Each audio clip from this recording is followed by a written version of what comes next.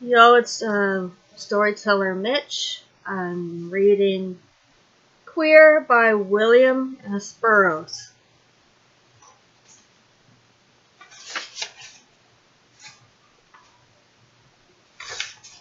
I'm going to skip the introduction and get right into the meat of the story. Give me a second. Come on. Long ass introduction. Alright, Queer. Chapter 1. Lee turned his attention to a Jewish boy named Carl Steinberg, whom he had known casually for about a year. The first time he saw Carl, Lee thought, I could use that if the family jewels weren't in pawn to Uncle Frank. The boy was blond, his face thin and sharp with a few freckles, always a little pink around the ears and those as though he had just washed. Lee had never known anyone to look as clean as Carl. With his small round brown eyes and his fuzzy blonde hair, he reminded Lee of a young girl. Born in Munich, Carl had grown up in Baltimore. In manner and outlook he seemed European. He shook hands with traces of a heel click. In general, Lee found European youths easier to talk to than Americans, the rudeness of many Americans depressed him. Rudeness based on solid ignorance of the whole concept of manners and on the proposition that for social purposes all people are more or less equal and interchangeable. What Lee looked for in any friendship was the feel of contact. He felt some contact with Carl. The boy listened politely and seemed to understand what Lee was saying. After some initial balking, he accepted the fact that Lee's sexual interest in his person. He told Lee, since I can't change my mind about you, I will have to change my mind about other things. But Lee soon found out he could make no progress. If I got this far with an American kid, he reasoned, I could get the rest of the way. So he's not queer, people can be obliging. What's the obstacle? Lee finally guessed the answer. What makes it impossible is that his mother wouldn't like it, and Lee knew it was time to pack in. He recalled a homosexual Jewish friend who lived in Oklahoma City. Lee had asked, why do you live here? You have enough money to live anywhere you like.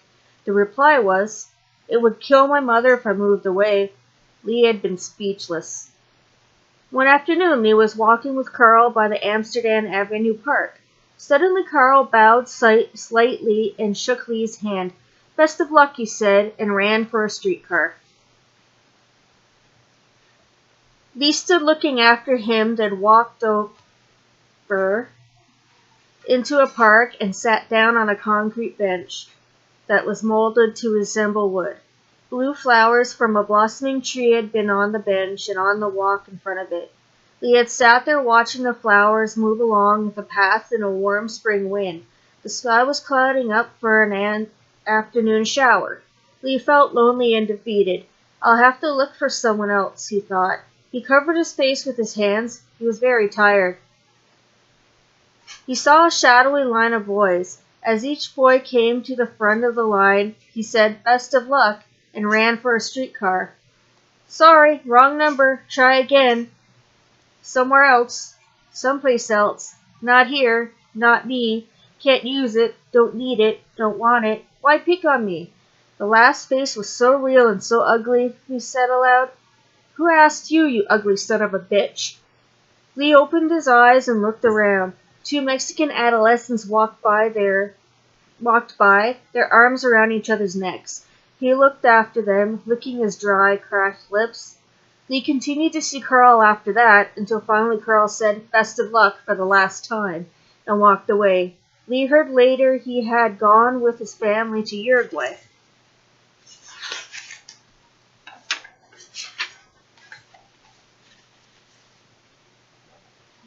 Lee was sitting with Winston Moore in the Rathskeller, drinking double tequilas. Cuckoo clocks and mouth-eaten deer heads gave the restaurant a dreary, out-of-place Tyrolean look. A smell of spilt beer, overflowing toilets, and sour garbage hung in the place like a thick fog, and drifted out into the street through narrow, inconvenient swinging doors. A television set which was out of order half the time, and which emitted horrible guttural squawks, was the final touch of unpleasantness. "I was in there last night," Lee said to Moore. "Got talking to a queer doctor and his boyfriend. The doctor was a major in the medical corps. The boyfriend is some kind of vague engineer, awful-looking little bitch. So the doctor invites me to have a drink with them, and the boyfriend is getting jealous, and I don't want a beer anyway, which the doctor takes as a reflection on Mexico and on his own person. He begins to do you like Mexico routine, so I tell him Mexico is okay, some of it, but he personally is a pain in the ass. I told him this in a nice way, you understand. Besides, I had to go home to my wife in any case. So he says, you don't have a wife. You are just as queer as I am. I told him, I don't know how queer you are, Doc, and I ain't about to find out. It isn't as if you was a good-looking Mexican. You're a goddamn old, ugly-looking Mexican. And that goes double for your mouth-eating boyfriend. I was hoping,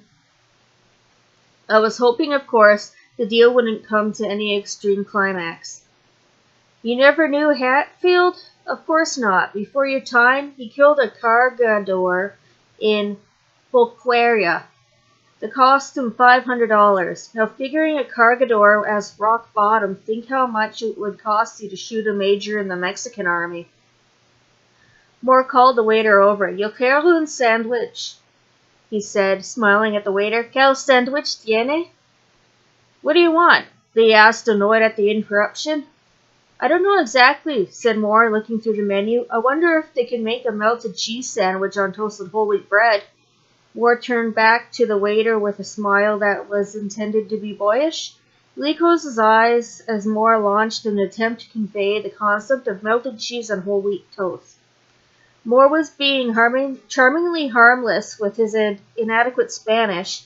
He was putting down a little boy in a foreign country routine. Moore smiled into an inner mirror, a smile without a trace of warmth, but it was not a cold smile. It was the meaningless smile of senile decay, the smile that goes with false teeth, the smile of a man grown old and stir-simple in the solitary confinement of exclusive self-love. Moore was a thin young man with blond hair that was habitually somewhat strong. He had pale blue eyes and very white skin. There were dark patches under his eyes and two deep lines around the mouth. He looked like a child, and in that same time like a prematurely aged man. His face showed the ravages of the death process, the inroads of decay in flesh cut off from the living charge of contact. Moore was motivated, literally kept alive and moving by hate, but there was no passion or violence in his hate. Moore's hate was slow, steady push, weak but infinitely persistent. Waiting to take advantage of any weakness in another, the slow drip of Moore's hate had etched the lines into decay in his face. He had aged without experience of life, like a piece of meat rotting on a pantry shelf. Moore made a practice of interrupting a story just before the point was reached. Often he would start a long conversation with a waiter or anybody else handy, or he would go vague and distant, yawn, and say, What was that? As though recalled a dull reality from reflections of which others could have no concept.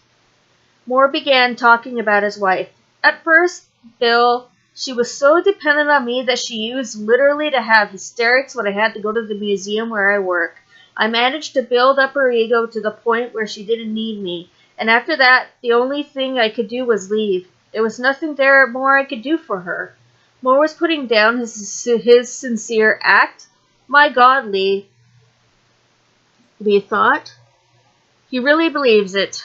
Lee ordered another double tequila. Moore stood up. Well, I have to get going, he said. I have a lot of things to do. Well, listen, said Lee. How about dinner tomorrow night? Moore said, well, all right, at 6 in the KC Steakhouse. All right, Moore left. Lee drank half the tequila the waiter put in front of him. He had known Moore off and on in New York in NY for several years and never liked him. Moore disliked Lee, but then Moore didn't like anybody. Lee himself, you must be crazy making passes in that direction. When you know what a bitch he is, these borderline characters can out-bitch any fag.